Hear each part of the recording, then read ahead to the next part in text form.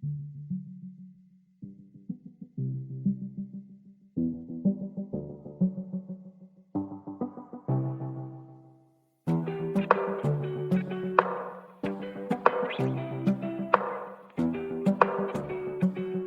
started, our authentic learning kind of journey. It was one of my first years here. And so I didn't really know how to tackle that.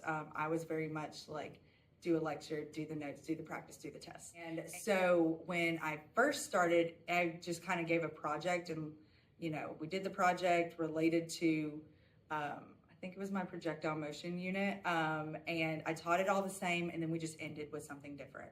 But the more I got into it, I realized I don't have to just have my summative piece be this authentic learning. I can do it along the way. So now that I'm a couple years into doing this kind of style lesson planning, I'm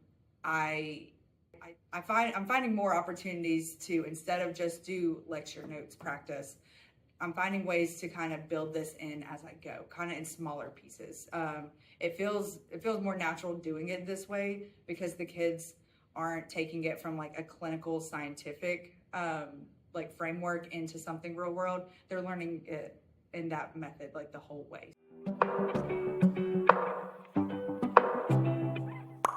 So for me, authentic learning is an opportunity for kids to kind of take some of the topics and information, things that we're covering in class, and find a way to make it more relevant for them.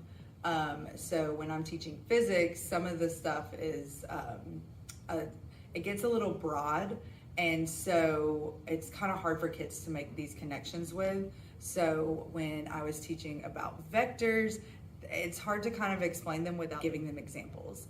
And when I was looking around for ways to have kids make these connections, I found examples about mini golf or how hurricanes are tracked and all of that. Kids know about the weather, they play mini golf. So finding ways to have them make those connections is a great way to kind of get them into the authentic learning.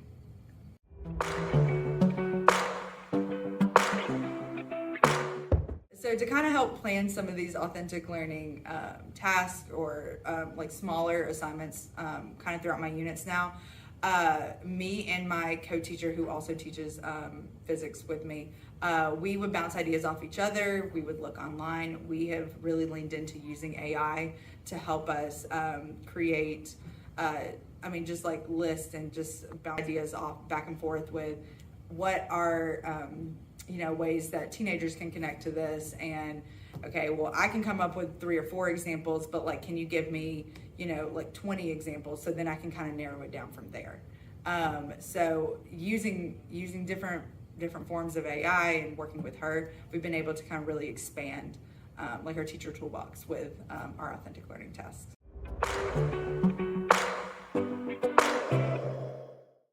Biggest takeaway from kind of shifting from more kind of traditional notes style to more kind of involved with the authentic learning lessons is that my kids are much more involved and much more willing to engage in the material, even if the material is tough. I'm finding it easier to let them collaborate and work together. So that in itself leads kids to want to try more if they don't have to do it by themselves. And I have a lot of kids who don't enjoy taking tests, even if it's multiple choice, and they're doing better on these tasks that are actually tougher. But it's all in how the context is framed.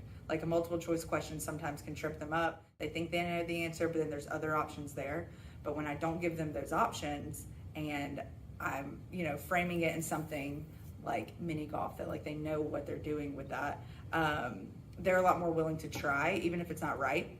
But then they also want to try to fix it after that, which is something that I wasn't seeing originally. So that's been a really huge thing for my kids.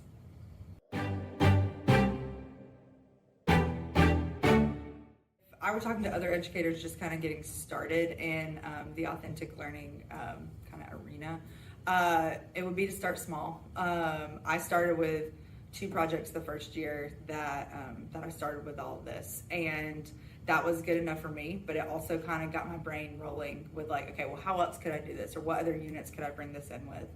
And then last year I was able to do more throughout the year, and then this year is when I've kind of started to take not just projects but little assignments along the way, to, I don't know, make kids connect material more.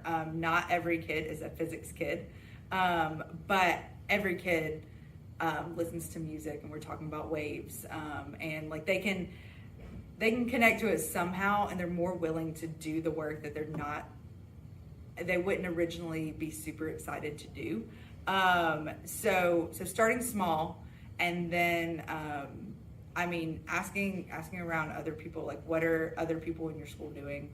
I talked a lot with the math department about some of the stuff that they did, and like how I could, kind of use some of that in what I was doing. So talk with, use the resources at your own school, start small, and then just kind of build from there.